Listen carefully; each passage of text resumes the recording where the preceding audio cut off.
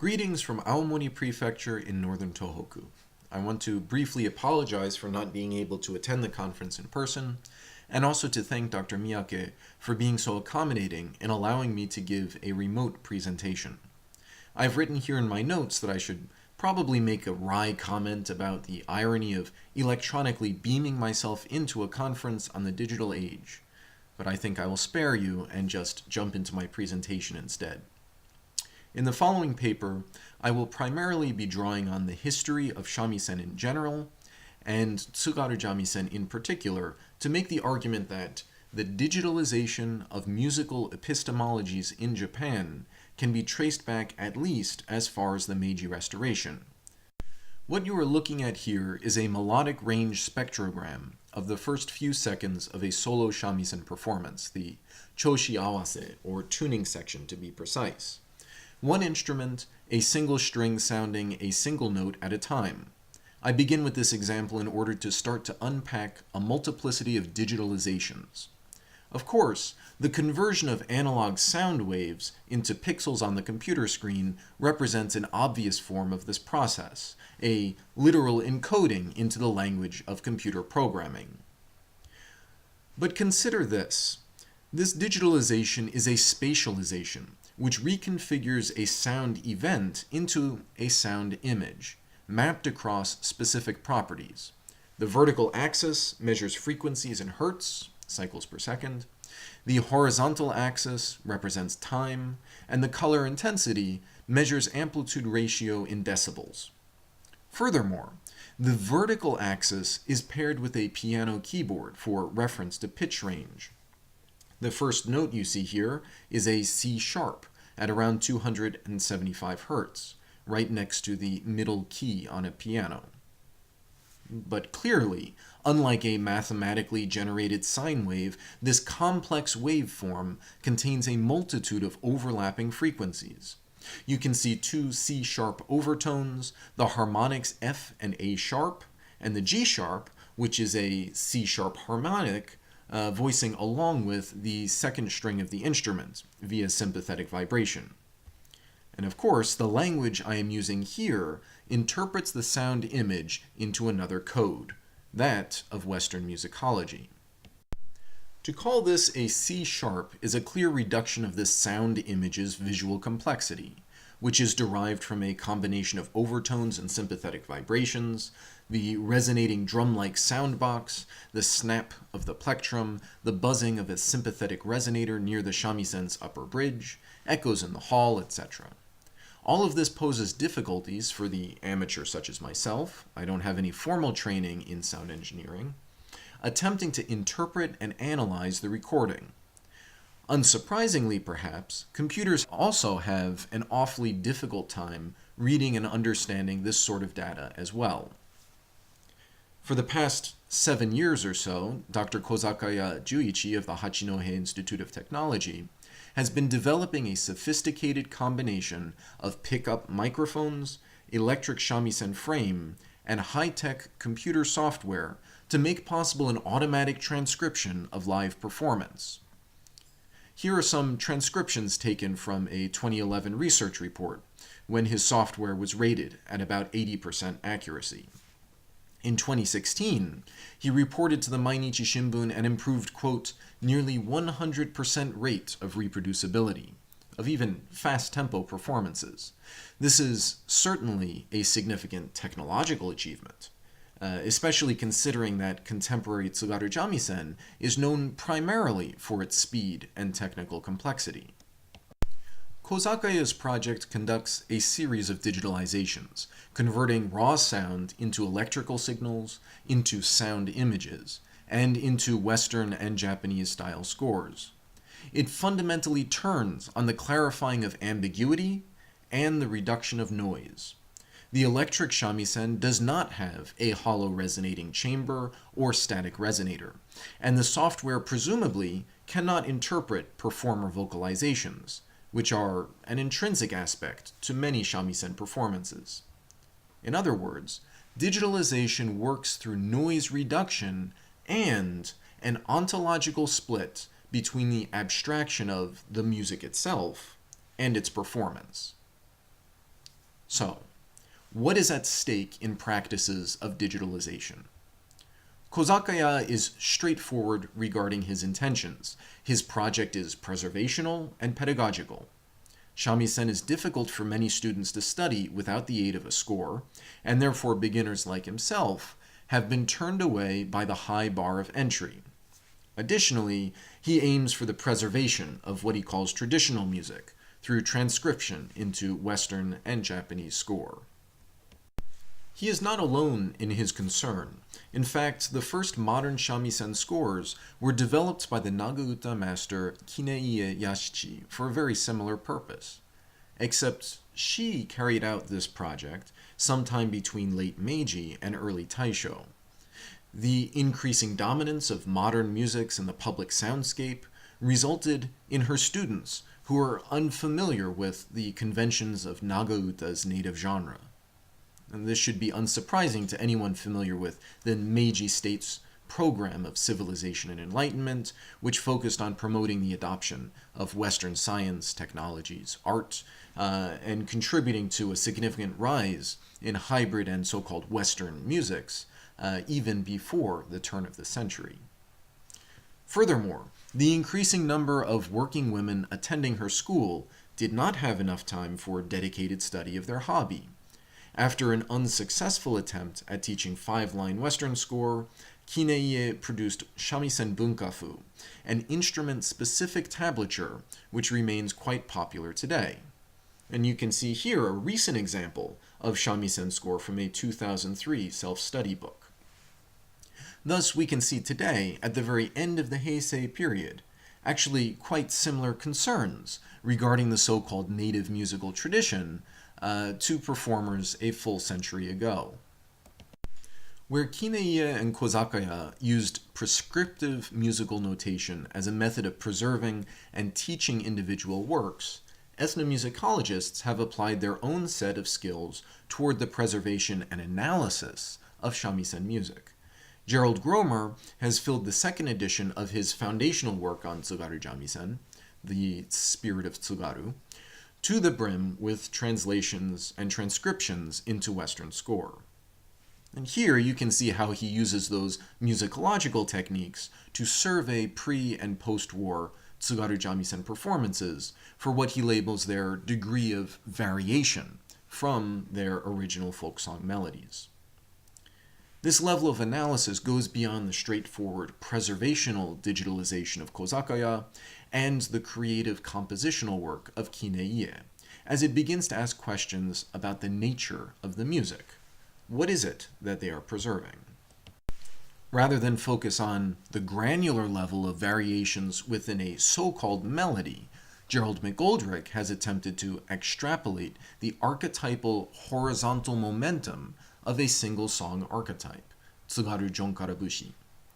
Unsurprisingly, however, the improvisatory nature of this music demands the most nebulous of definitions.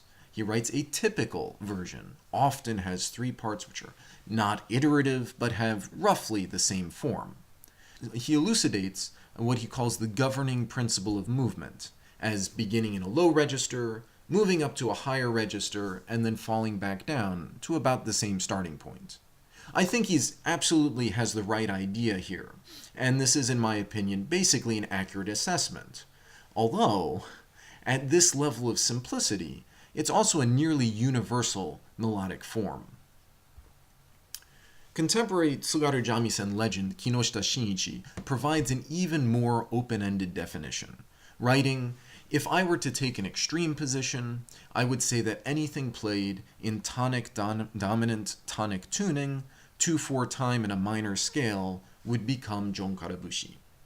This most flexible of definitions is implicitly directed toward the masses of young male shamisen enthusiasts in the early 2000s, inspired by the explicitly modernized rock stylings of the Yoshida brothers, to whom I will return briefly at the end of this paper. Both Kinoshita and Gromer refer to a historical transition. I don't have time to get into too much detail, but I argue that this change was a direct effect of the capitalization of Japanese society.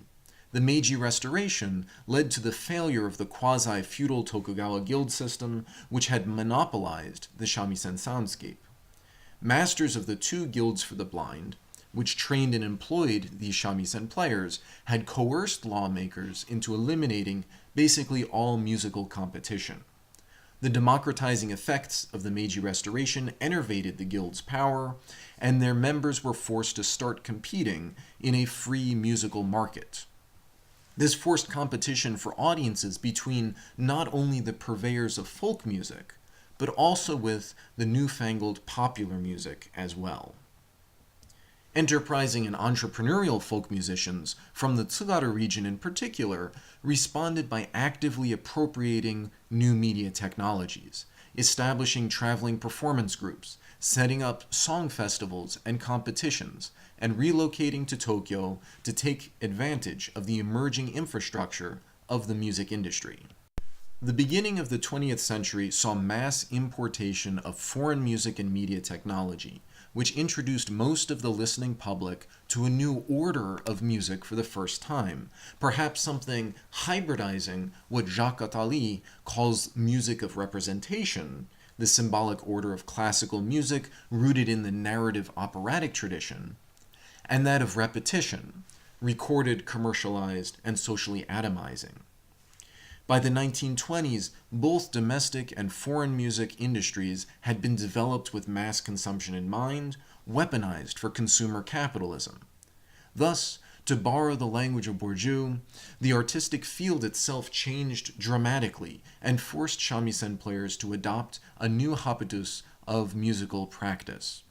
Some male performers started using attention-getting techniques like increasing rhythmic density, volume, technical complexity, and baiting and playing off audience interaction. They also held shamisen and singing competitions, which both gathered audiences and drove performers to outlandish extremes in pushing the difficulty and improvisational aspects of their music. In contrast to the male shamisen players called bosama, the female purveyors of gozeuta generally resisted the temptation to modernize their practice. Gromer indicates the anachronisms of variable tempo and phrase length, comparatively lengthy performances, and nuanced heterophonic accompaniment in the face of the 20th century Tokyo music industry. This music simply could not compete for the attention of audiences now interpolated by commercialized aesthetics, and the number of goze dropped precipitously over the first half of the 20th century, leaving no contemporary descendants, despite a belated government patronage. The godfather of Japanese folk song, Narita Unshiku, writing in 1952, stated that the Japanese folk song and shamisen had been ruined even by the 1930s. He specifically names Tsugaru Jonkarabushi as the worst culprit, the very Jonkarabushi which forms the core repertoire of Tsugaru shamisen today. Why the dissonance between Narita's critique and the current state of the field?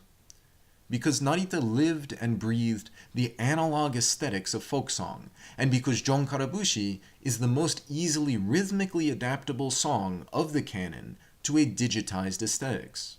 So much so that one well-known performer has effortlessly paired it on stage with Michael Jackson's Beat It.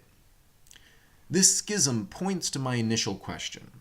What are the stakes of a digital discourse of non-modern aesthetics? Specifically here, what force does analysis exert on the aesthetic field of Tsugaru shamisen? What I want to argue is that the analog aesthetic epistemologies contain an excess which is incomprehensible to a digital mindset. The digital I use here is based on my reading of Brian Masumi, who describes it in terms of the limited vocabulary of coding, of quantification, posited against an infinite and indeterminate analog. Digitalization is processing into code. It's the translation of analog phenomena into a rationalized system, creating analyzable data, information, as in giving form to, the creation of meaning. Information belongs to an epistemology of modernity as opposed to experience.